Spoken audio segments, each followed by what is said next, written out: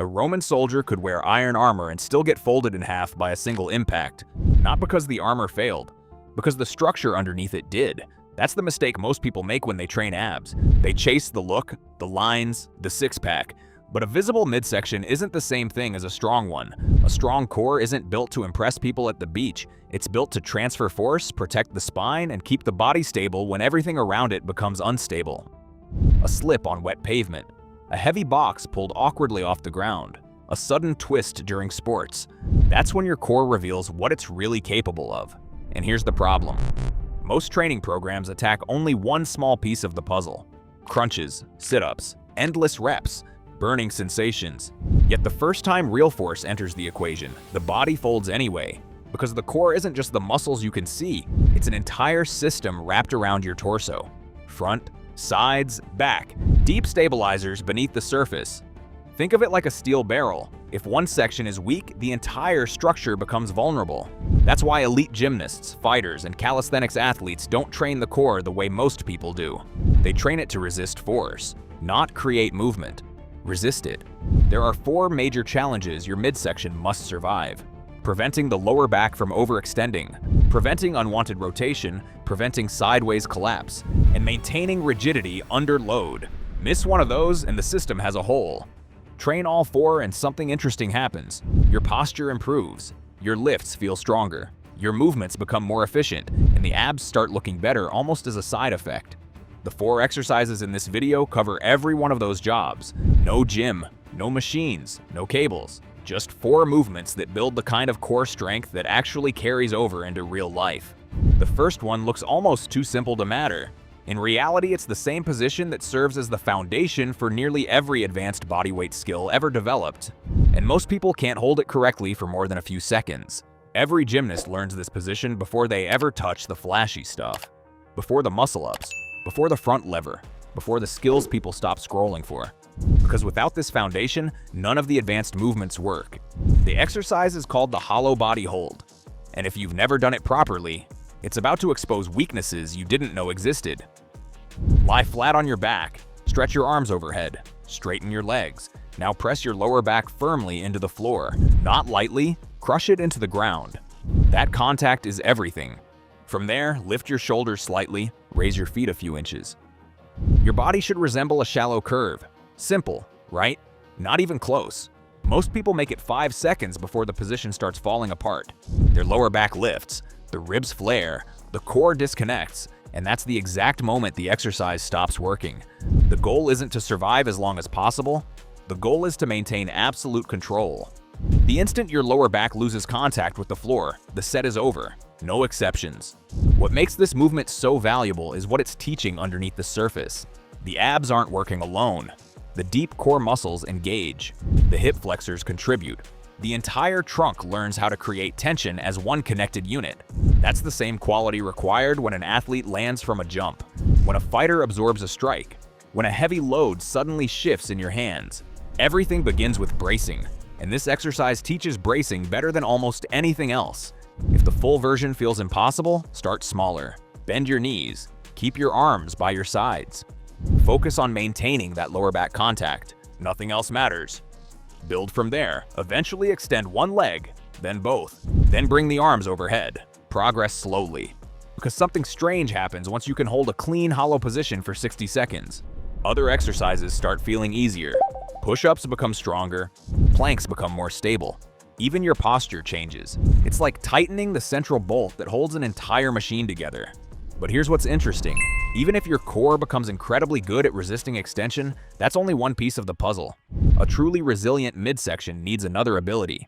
The ability to stay locked in place when the body desperately wants to twist. And that's exactly where the next exercise separates strong-looking cores from genuinely strong ones.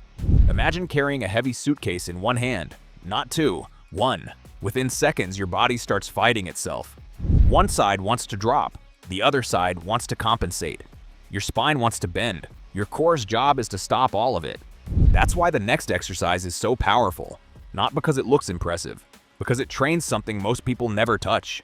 Anti-rotation, the ability to resist twisting forces. And the exercise itself is almost embarrassingly simple. The bird dog. At first glance, it looks more like a warm-up than serious training. That's exactly why people underestimate it. Get onto your hands and knees. Hands directly below the shoulders, knees directly below the hips. Now brace your core as if someone is about to punch you in the stomach. Without shifting your weight, extend your right arm forward and your left leg backward. Reach long, not high, long. Pause for 3 seconds. Return under control, then switch sides. That's 1 repetition. Sounds easy, until you try doing it perfectly. The challenge isn't moving the arm and leg. The challenge is preventing everything else from moving. Your hips shouldn't rotate. Your lower back shouldn't arch. Your torso shouldn't wobble. Imagine balancing a full glass of water on your lower back. Every rep is a test. Can you move your limbs without spilling a drop? Most people can't, not for long. And that's the point. Real core strength isn't about producing motion. It's about controlling motion. The stronger your anti-rotation capacity becomes, the more stable you become during unpredictable situations. A sudden stumble, a missed step, a change of direction during sports, a load that shifts unexpectedly. The body reacts faster when the foundation is stable. Another benefit is that the bird dog recruits muscles most ab exercises completely ignore. The glutes, the spinal stabilizers, the muscles running along the backside of the body. Think of it as reinforcing the support beams hidden behind a wall. Nobody sees them, but they're the reason the structure stays standing. Aim for 10 controlled repetitions per side. 3-second pauses, perfect form. And the second your hips start rotating or your back begins moving, the set ends. Quality always beats quantity here. But even a core that can resist extension and rotation still has a weakness, because life doesn't only challenge you from the front or through twisting. Sometimes the force comes from the side, and that's where things get interesting. Because the next movement trains a quality so neglected that even strong athletes often discover they're shockingly weak at it. The third quality your core needs is the ability to resist being folded sideways. And almost nobody trains it. That's why someone can hold a plank for 3 minutes and still struggle after 30 seconds in a side plank. The weak link isn't the front of the torso. It's the sides, the obliques, the muscles responsible for keeping your spine upright when life tries to pull it off center. The exercise is the side plank. Not flashy, not exciting, but brutally effective. Lie on your side. Place your elbow directly beneath your shoulder. Stack your feet. Now lift your hips until your body forms one straight line. Ankles, hips, shoulders, everything aligned. Then hold. That's it. But pay attention to what fails first. Usually the hips begin drifting toward the floor. The body bends. The structure collapses. The moment that happens, the set is finished. Your goal is 45 seconds per side with perfect positioning.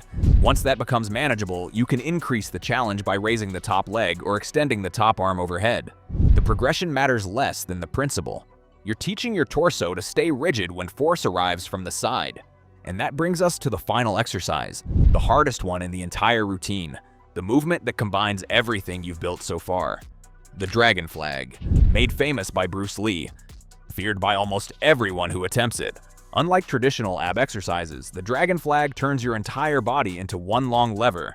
You anchor yourself with your hands behind your head. Lift your body onto your upper back, then slowly lower yourself while keeping everything locked together.